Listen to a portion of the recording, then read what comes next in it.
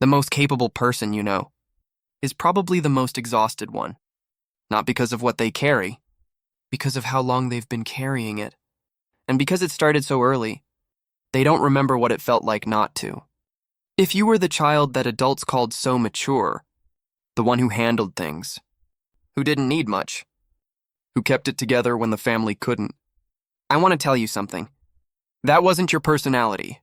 That was your adaptation. The word for what happened to you is parentification.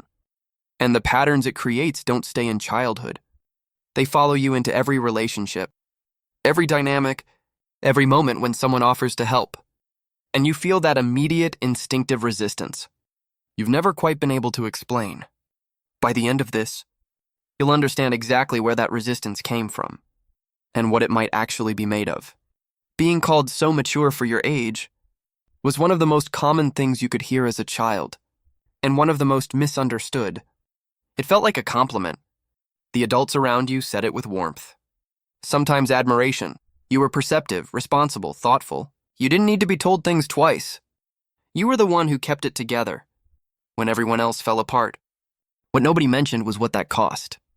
Psychologists who study family systems use a specific term for what happens when a child takes on adult roles within a family: parentification. The concept was formalized by therapist Ivan Bosormenyi-Nagy, and it describes what happens when the natural direction of caregiving gets reversed.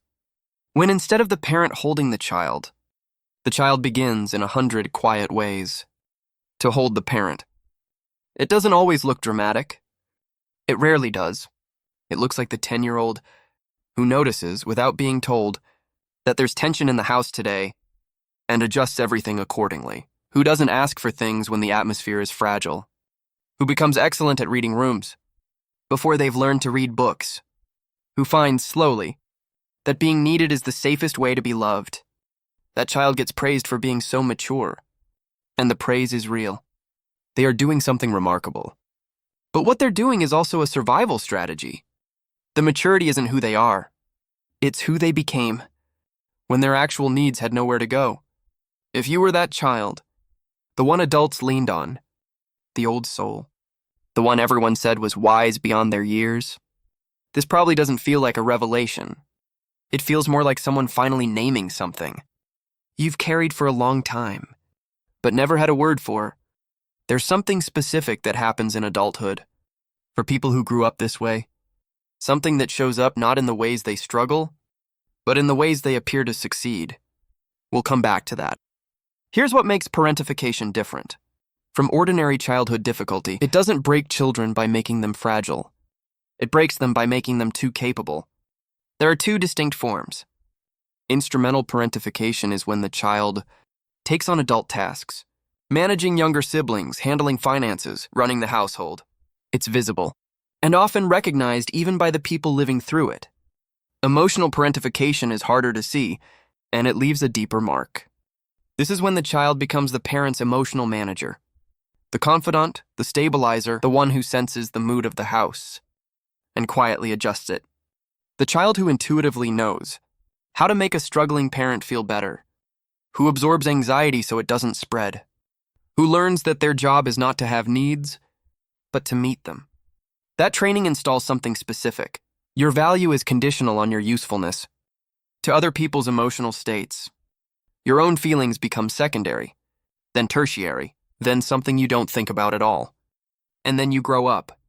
The adult who came from this place is often the most competent person in the room, reliable in a crisis, calm when no one else is, attuned to what people need before they ask. These are real strengths, but they sit directly on top of something that was never addressed. You probably know this person. You might be this person, the one whose friends always come to them, who holds other people's pain with patience and skill, who can manage someone else's emergency with expertise, but who, when someone asks how they're doing, gives an answer that is brief, careful, and completely unrevealing. Here's the part that surprises most people. The children who are emotionally parentified don't struggle with capability. They struggle with receiving. Giving feels natural and expected even. But being on the other end of that equation, that's where the fault line is. If someone offers to help you, how does it feel? not as a quick answer. Sit with it for a moment. Does it feel like relief? Or does it feel faintly threatening, like something that might create an obligation, or reveal a weakness, or put you in a position of owing something you don't know how to repay? If it's the second one, that response was learned, early and thoroughly. The cost of this pattern doesn't show up in obvious collapse. The parentified child rarely collapses. They're too well trained for that.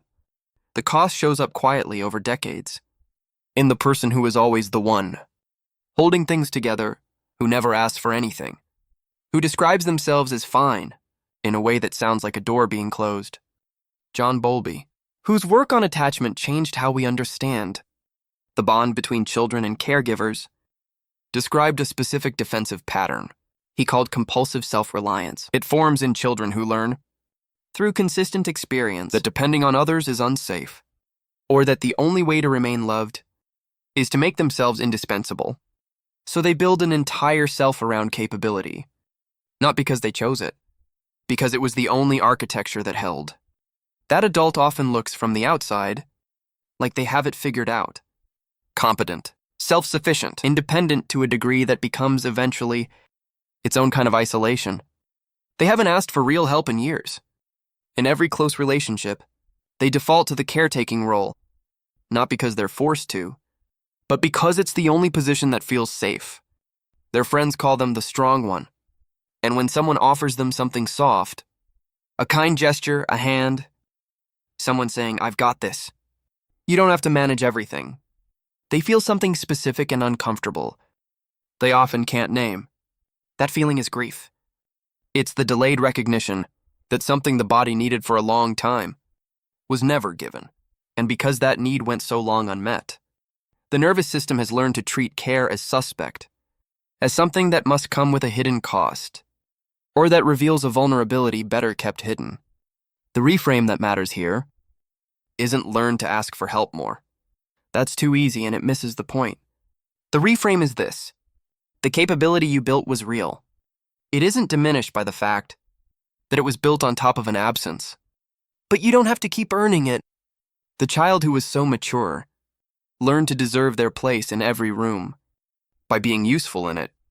The adult version of that is still doing it, still working quietly to earn the right to take up space, to rest, to receive. But that debt was never real. You've been paying something that was never owed. Notice the next time you deflect something offered to you. A favor, a compliment, an offer of support. Notice how fast the deflection comes, how automatic it is. That speed is the record of how early that reflex was trained. You don't have to dismantle it immediately, but you can start by noticing it without acting on it. The child who was so mature didn't choose that role. They grew into it because someone needed them to, and because they were perceptive enough to see what was needed and capable enough to provide it. That's not a flaw. That's a remarkable thing. But somewhere in the process of becoming everyone's stability, they stopped being their own. What made you the responsible one as a child is almost certainly what still makes you someone people trust, someone who shows up, someone who holds things together. That doesn't go away, but it was built on something that deserves to be named. That you had a childhood, and in some significant ways, you were not allowed to live it. Naming that isn't weakness. It's the beginning of understanding why certain things feel the way they do, and what it might look like to finally let someone hold something for you, even for a moment. Tell me, what's the one thing someone could offer you that you find almost impossible to accept? I read everyone.